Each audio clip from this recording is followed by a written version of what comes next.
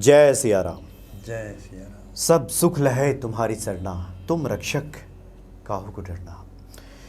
जो हनुमान जी के भक्त हैं, साधक हैं, हनुमान जी उन पर निरंतर कृपा करते हैं और जो भी उनका प्राप्य है, जो भी उनके लिए अनुकूल है, उचित है, वो सब हनुमान जी प्रदान कर देते हैं। ऐसा भक्तों का निज अनुभव है।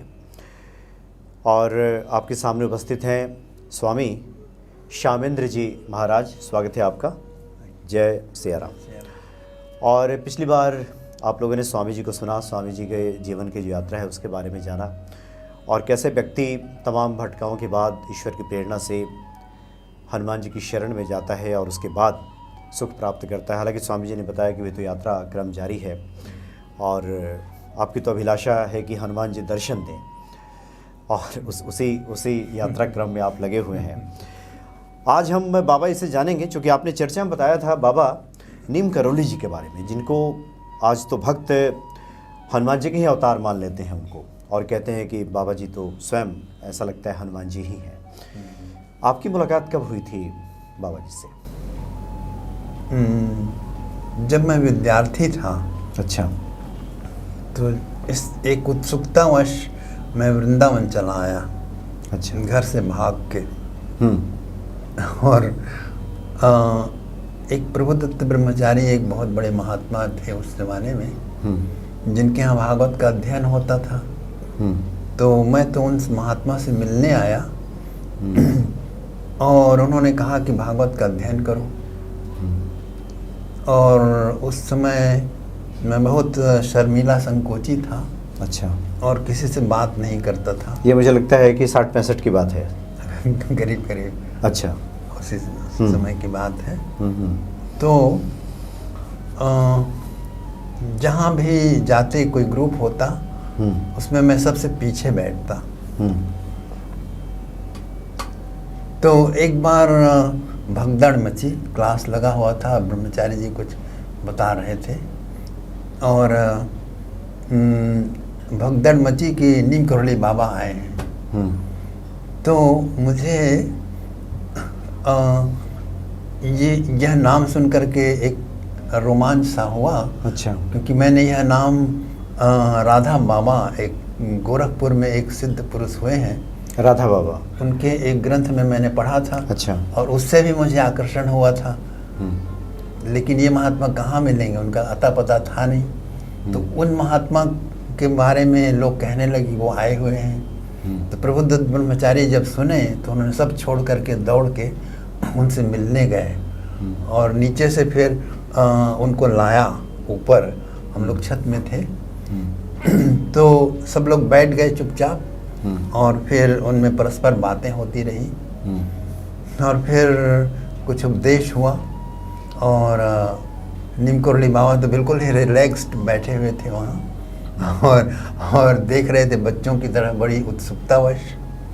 तो उसके बाद कुछ प्रोग्राम हुआ और उसके बाद सब लोग खड़े हो गए और फिर उसके बाद उन्होंने किसी से कुछ नहीं कहा और चारों ओर घूमने लगे ग्रुप में। तो ग्रुप के अंत में मैं था वहाँ पर।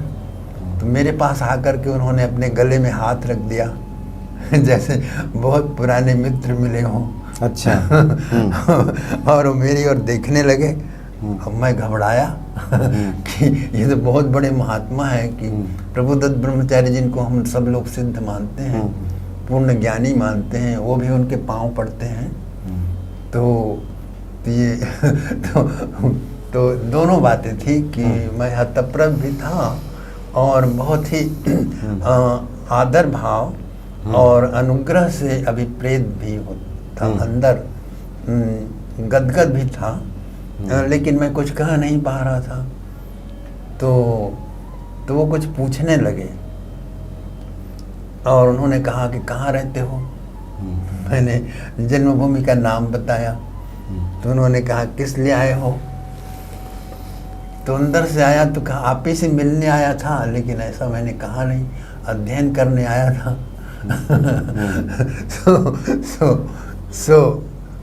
उन्होंने कहा कि मुझे मालूम है तो मैंने फिर उन्होंने कुछ बातें कही जो मेरी समझ में नहीं आया। अच्छा। और उसके बाद वो चले गए चारों ओर घूम करके।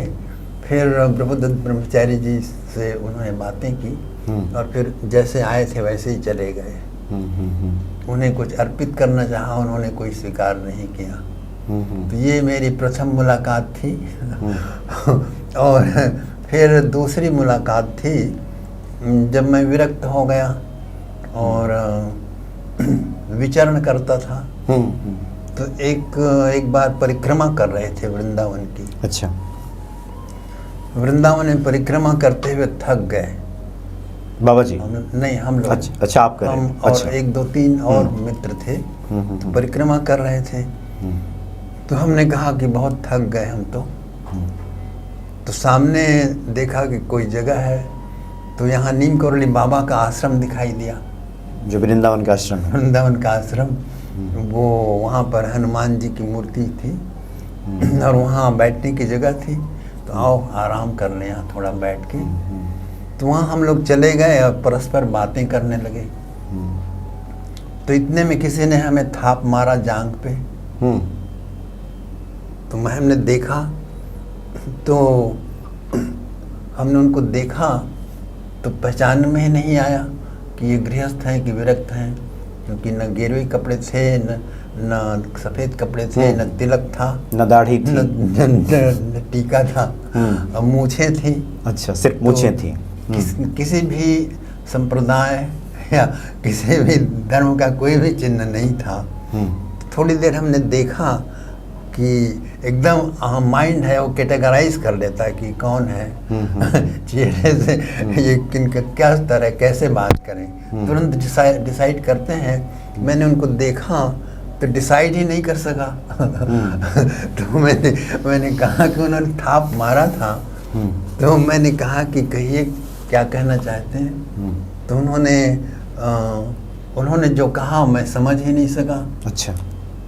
तो थोड़ी देर बाद मैं फिर बात करने लगा अपने मित्रों से, तो उन्होंने फिर थाप मारा थोड़ी देर में। तो मैंने कहा कि कहिए।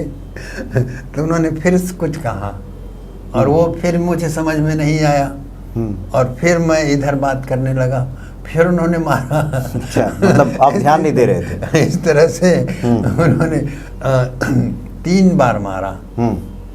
फिर मुझे बातें करते करते फिर मुझे ख्याल आया कि थाप नहीं लगा, क्या हुआ।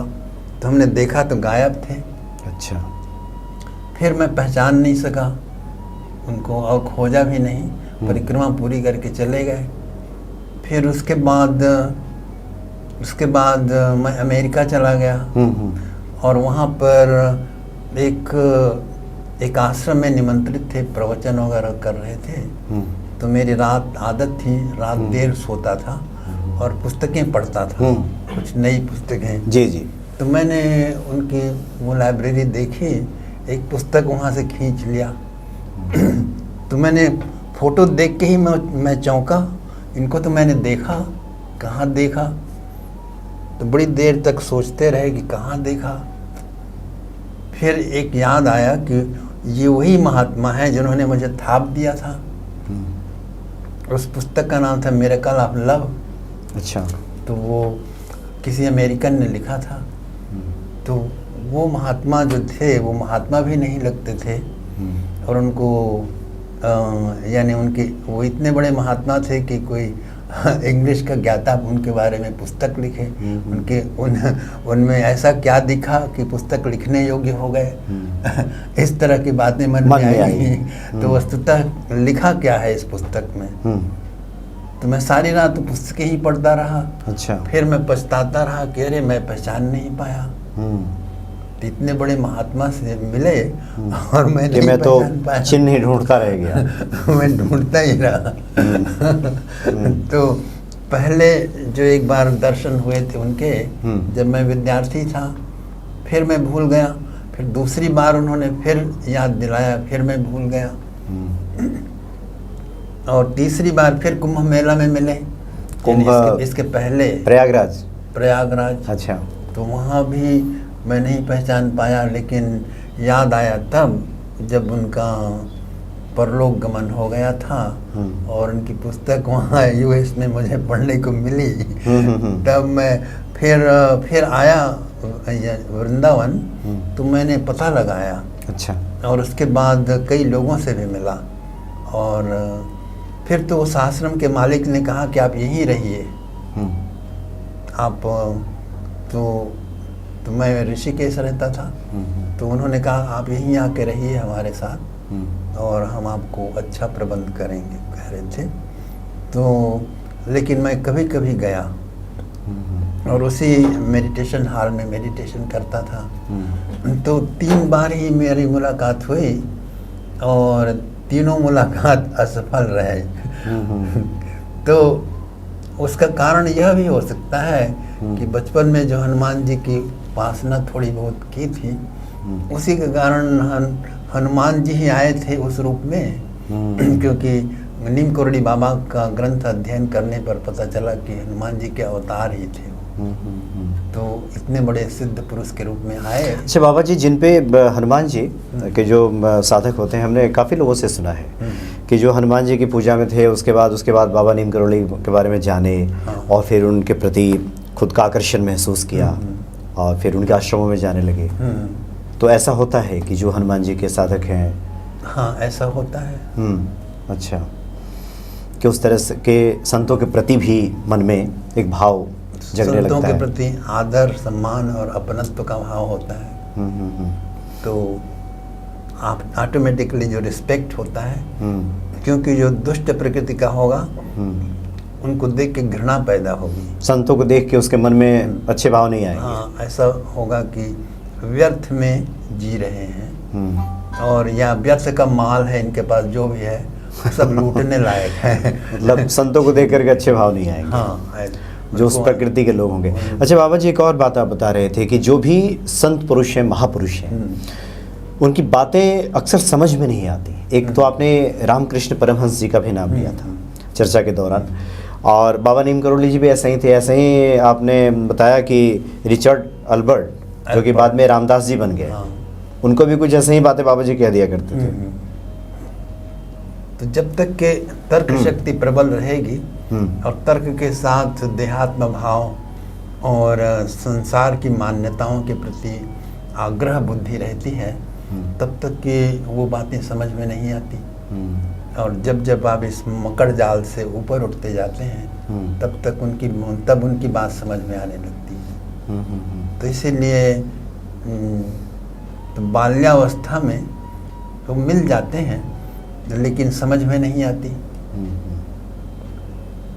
जी। अगर देना भी चाहते हैं तो भी ले नहीं पाते। एक लेवल ऑफ कॉन्शियसनेस डेवलप करना पड़ता है। मतलब वो पात्रता नहीं होती। पात्रता अच्छा चाहिए। पात्रता आने पर ही आप उसका महत्व स्वीकार कर पाएंगे, और महत्व स्वीकृति से ही आपके अंदर उसका आलोक झलकेगा। अच्छा बाबा जी, एक और आम जिज्ञासा जो रहती है भक्तों की, अक्सर भक्त पूछते भी हैं, आमतौर पे निष्काम भक्ति की बातें होती हैं, लेकिन हम जब भी किसी साधु महात्मा से ही मिलते हैं, सांसारिक लोग तो हम लोग हैं ही, जब बातचीत होती है सबकी एक कामना है, एक रहती है। जैसे आपसे भी मेरी बातें हुई, एक ईश्वर दर्शन की अभिलाषा तो है मन में कि हनुमान जी दर्शन देते हैं, मिल जाएं। उस यात्रा क्रम में आप लगे हुए हैं। जो सांसारिक लोग हैं उनकी अपनी आवश्यकताएं हैं, उसकी डिमांड है, किसी को गाड़ी चाहिए, घर चाहिए, बेटे बेटी की शादी हो जाए, नौकरी हो जाए, पैसा आ जाए। तो क्या ये दोनों को हम कामना कह सकते हैं? सारी कामनाएं ही कामनाएं हैं। अच्छा। केवल भगवत प्रेम की कामना ही कामना के अंतर्गत नहीं आती। तो भगवत प्रेम की आकांक्षा हो, संत सेवा की जो आकांक्षा है, हालांकि बिरले लोग कहते हैं करते हैं इस तरह की कामना। जी जी।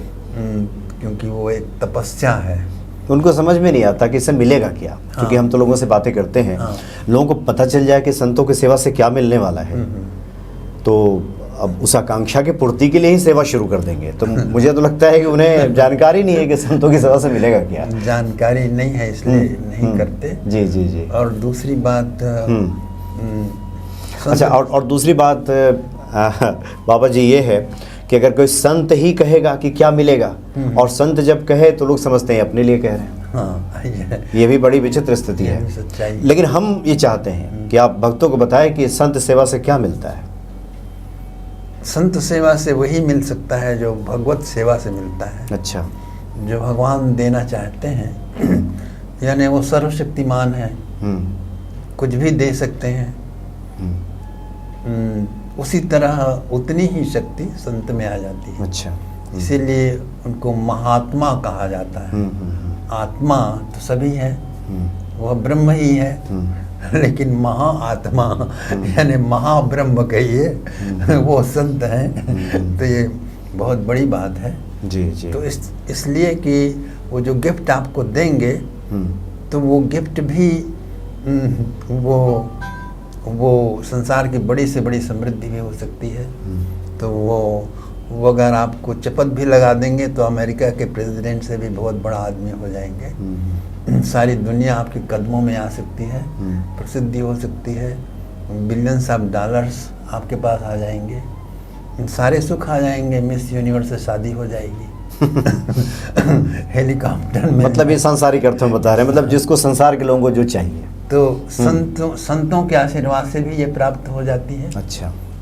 तो अब हनुमान जी की कृपा से तो होती ही है। तो उनके लिए तुच्छ कचड़े हैं, कचड़ा चाहिए ये ले लो। राम चाहिए तो भी हैं। तो और मुश्किल ये है कि जो कचड़ा चाहते हैं उनको कचड़ा नहीं मिलता। नहीं मिलता। और जो राम चाहते हैं उनको कचड़ा देते हैं, वो नहीं लेते, और राम चाहते हैं तो उनको देते हैं। राम दे दिया तो सब मिल जाता है, वैसे मिल जाएगा। राइट। तो इस तरह की व्यवस्था बना रखी है हनुमान जी ने।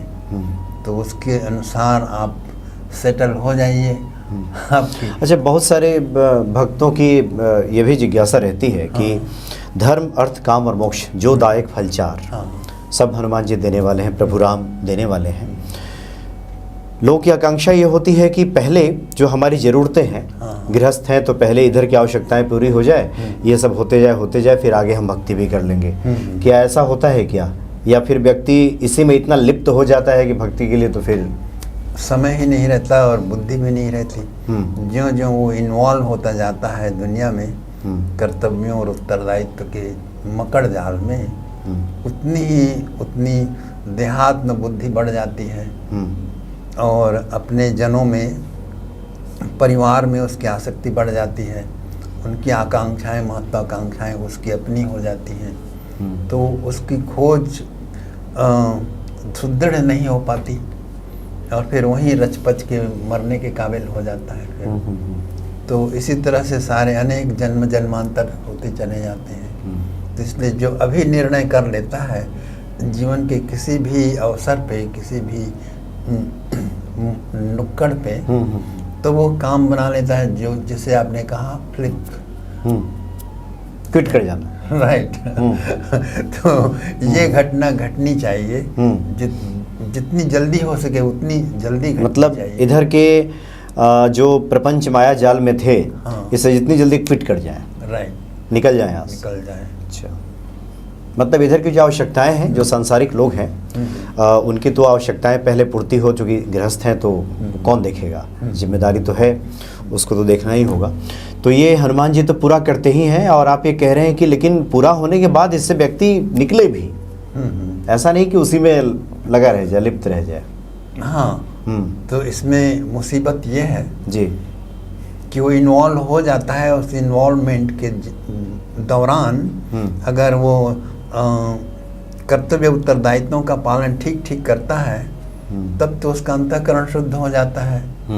और लेकिन वो आसक्ति के कारण, ममता के कारण और अनेक कारणों से वह अशुभ कर्म करता है, यानी शास्त्र निषिद्ध कार्य करता है। उससे उसका अंतःकरण अशुद्ध होता जाता है।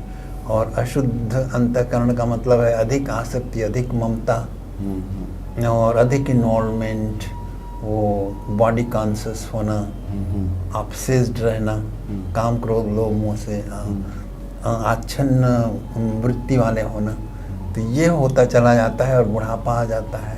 तो बुढ़ापे में भी स्थिति वही रहती है, तो वो निकल ही नहीं पाता कभी, वो चीज़ें छूटती नहीं है। अच्छा बाबा जी, हम लोग बाबा नीम करौली जी की बात कर रहे थे। हमने देखा है कि संत कृपा जब होती है, बहुत सारे भक्तों से जब हमारी बातचीत होती है, बाबा के जो भक्त हैं, कि वो उनके पास जो सांसारिक वस्तुएं चाहिए, धन संपदा चाहिए, वो सब भी होता है, और एक भक्ति का भाव भी रहता है, एक संतुलन बना रहता है। तो इस संत कृपा से यह संतुलन स्थापित हो सकता है। हाँ, संत कृपा से होता है।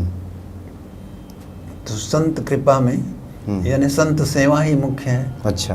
अब देवर्षि नारद ने केवल सेवा ही तो की, उसी से उन्होंने एक ही जन्म में यानी कुछ ही वर्षों में इतना काम सिद्ध कर लिया कि उन्हें अनेक जन्म लेने थे, क्योंकि उनको शाप हो गया था। तो वह इतनी जल्दी सारा काम बन गया, इसका कारण केवल निष्काम भाव से, भोले भाव से उन्होंने संत की सेवा की। तो संत की सेवा से ही प्रारब्ध क्षीण हो गया और उनके अंदर अनुराग और प्रेम की सरिता बह चली और साक्षात हुआ। यानी कि उन्होंने पूरा तत्व ज्ञान नहीं प्राप्त किया था, पूरी भक्ति नहीं प्राप्त की थी, और वो तो इसलिए भगवान को चिंता हुई कि ये भटक न जाए, छोटा है। इसलिए उन्होंने प्रकट होकर के उनसे बात करते हैं, कहते हैं कि उन्होंने आशीर्वाद दिया और कहा कि अविपक्व कषायाणाम दुर्दर्शो हम कुयोगिनाम। अच्छा, ये शब्द हैं उनके भागवत में। तो तुम्हारी कामनाएं वासनाएं भी क्षीण नहीं हुई हैं, इसलिए तुम्हें मेरा दर्शन नहीं होगा इस जीवन में। इस जीवन में मैं नहीं मिलूंगा कह रहे हैं। तो लेकिन तुम इस कार्य में लगे रहोगे और तुम्हारे इस जन्म के बाद जो जन्म आएगा उसमें तुम मेरे साथ रहोगे, ऐसा उन्होंने कहा। तो नारद जी तो उन्हें छोड़ने के लिए तैयार नहीं थे, लेकिन उन्होंने कहा कि तुम्हारे अंदर बहुत सारी बाधाएं हैं। तो ये उनके शब्द थे। तो ये सारी बाधाएं संत सेवा से विलीन हो जाती हैं। अच्छा। तो इसीलिए उनको महात्मा कहा जाता है। तो भगवत कृपा के तुल्य ही है संत कृपा। इसलिए बाबा नीम करौली के जो भी भक्त हैं उन पे हम देखते हैं कि उनकी कृपा बरसती रहती है। जी जी जी। और बहुत महत्वपूर्ण बात कि वासनाएं कामनाएं जब क्षीण हो जाए तब ईश्वर दर्शन भी सुलभ हो जाता है। हाँ, जितनी मात्रा में क्षीण हो जाती हैं उतनी मात्रा में झलक आती जाती है और उतनी मात्रा में अंतर्मुखता बढ़ती है। अच्छा। और तो इसे समझ लें, त्रिगुण संक्रम होता रहता है। कभी कभी आप पूजा भी नहीं कर पाते और कभी भौतिक कार्यों में लगे रहते हैं, पूजा करते हुए भी नहीं कर पाते। और कभी कभी आप बहुत बड़े कार्य में लगे हुए हैं, व्यस्त हैं, पूजा नहीं कर पाए, फिर भी मन में एकदम अत्यंत शांत भाव और भाव प्रवणता बढ़ जाती है इतनी कि आप कुछ कर नहीं पाते कुछ क्षणों के लिए। ऐसी स्थिति भी आती है, तो वो त्रिगुण संक्रम से आती है। तो वही विशेष कृपा भी है उसमें। अगर आपने हनुमान जी को स्थापित कर लिया तो आपकी वही समाधि हो जाती है। तो समाधि का क्षण आ गया, अब उन्हीं को इकट्ठा करते रहिए जीवन में, तो शीघ्र ही वह क्षण दीर्घ होता चला जाता है और फिर वह समाधि बन जाती है। और समाधि में जैसे कि सुतीक्ष्ण जी को जब राम जी का दर्शन, राम जी उनसे मिलने गए तो सुतीक्ष्ण समाधि में लगे हुए थे। अब उनको कितना कोशिश किया, समाधि से जागृत नहीं हुए, तो इतनी गहन समाधि लगी थी। तो क्या किया श्री राम ने, उसके अंतःकरण से अंतर्धान हो गए, तब वो व्याकुल होकर के आगे खोलते हैं। अच्छा, तब आके खोला उन्होंने और उन्होंने देखा कि श्री राम और लक्ष्मण और सीता आए हुए हैं। तो इस तरह की घटना घटती है। तो वह आपके अंतःकरण के शुद्ध होने पर उतनी मात्रा में एक प्रकार की स्थिति आती है कि उसमें एक तो ब्राह्मिक प्रकाश आता है या फिर श्री राम की छवि आती है, हनुमान जी आ जाते हैं और वे वार्तालाप भी करते हैं। कभी कभी आपको कुछ उपदेश भी देते हैं, या तो सीधे उपदेश देते हैं, आपके चित्त में डाल देते हैं, या फिर कभी आप भी वहाँ होते हैं और हनुमान जी भी वहाँ होते हैं। तो इस तरह की कुछ लीलाएं भी होती हैं, वो संतों की गुप्त बातें हैं। तो इस तरह की घटनाएं घटती रहती हैं और वो मिलते भी रहते हैं। आप कुछ दिनों आप अयोध्या कभी जाया करते हैं? हाँ, मैं गया था अभी 4-5 महीने पहले। तो वहाँ पर मिलिए, एक महात्मा है, अच्छा। लक्ष्मण किला के पास एक गोमती दास बाबा हुए। अच्छा। वो भी 100-150 वर्ष की उम्र के, और उनका आश्रम है। वे महात्मा वाल्मीकि रामायण पर प्रवचन करते हैं, बहुत सुंदर, यानी पिक्चर बिल्डिंग प्रवचन होती कथा। सो वो त्रेता युग ला देते हैं अपनी कथा के द्वारा। अच्छा। हनुमान जी की कृपा बरसने लगती है। तो उनके यहाँ रुकिए और उनसे वार्तालाप कीजिए। तो वो बताएंगे महात्मा राम मंगल दास, और बड़ी छावनी के एक महात्मा हुए, उनकी बात। तो ये हनुमान जी विभिन्न लीलाएं करते ही रहते हैं इनके जीवन भर। तो इन संतों से सत्संग करने पर, उनकी सेवा करते रहने पर आपके अंदर भी उस अलौकिक जगत से संबंध जुड़ जाता है जहाँ वे नित्य निरंतर रहते हैं। एक महात्मा थे जो शरीर के किनारे घूमते रहते थे और वो कपड़े वगैरह नहीं पहनते थे, और सब लोग उनको गाली देते थे। क्यों? क्योंकि वही कभी पुस्तक पढ़ते रहते थे। अच्छा। कहते थे कि कपड़े पहनने का तो इसको शऊर नहीं है और पुस्तक पढ़ रहे हैं। पुस्तक पढ़ने जितना दिमाग है तो कपड़े पहनने का क्यों नहीं है? लोग ऐसा कहते थे। कंट्रडिक्शन। लेकिन वो महात्मा इतने सिद्ध थे कि जब कभी चाहते किसी भी लोक में चले जाते। और कोई जाएगा दूसरे लोक में तो मर के जाएगा, लेकिन वो उस लोक में जाके फिर लौट आते थे। अच्छा, मतलब शरीर चले जाते? शरीर चले जाते और वहाँ मिलते, बातें करते, फिर लौट आते। तो क्योंकि ये जो लोक इंटरकनेक्टेड है, ये जो लोक है एस्ट्रल वर्ल्ड, जैसे कि एस्ट्रल वर्ल्ड है, महाअवतार बाबा जी भी इसी लोक में रहते हैं, लेकिन वो एस्ट्रल वर्ल्ड में रहते हैं। एस्ट्रल वर्ल्ड और ये जो फिजिकल वर्ल्ड है ये इंटरकनेक्टेड, आपस में जुड़ा हुआ है। और उनको हम नहीं, जैसे भूत प्रेत हैं वो भी उसी वर्ल्ड में रहते हैं। जैसे इस वर्ल्ड में प्रेसिडेंट ऑफ अमेरिका भी रहता है, वो व्हाइट हाउस में रहता है, वहाँ ऑर्डिनरी आदमी का प्रवेश नहीं है। और उसी तरह से जो झुग्गी झोपड़ी में रहता है तो वहाँ प्रेसिडेंट का भी प्रवेश नहीं है। यानी उसकी इच्छा ही नहीं होगी वहाँ जाए। तो भूत प्रेत एस्ट्रल वर्ल्ड के लोएस्ट लेवल में हैं और महाअवतार बाबा जी उसके अपर लेवल में हैं। तो वे उसी लोक में हैं। लेकिन उतना ही नहीं, सेलेस्टियल वर्ल्ड भी है, क्योंकि रामायण नित्य लीला है ना। राम जी और हनुमान जी वो नित्य लीला है, तो इस जगत में वो घटती रहती है। तो जो संत उस लेवल में आ जाते हैं उनको वो लीला प्रत्यक्ष हो जाती है। अच्छा, उस लीला का दर्शन करते हैं।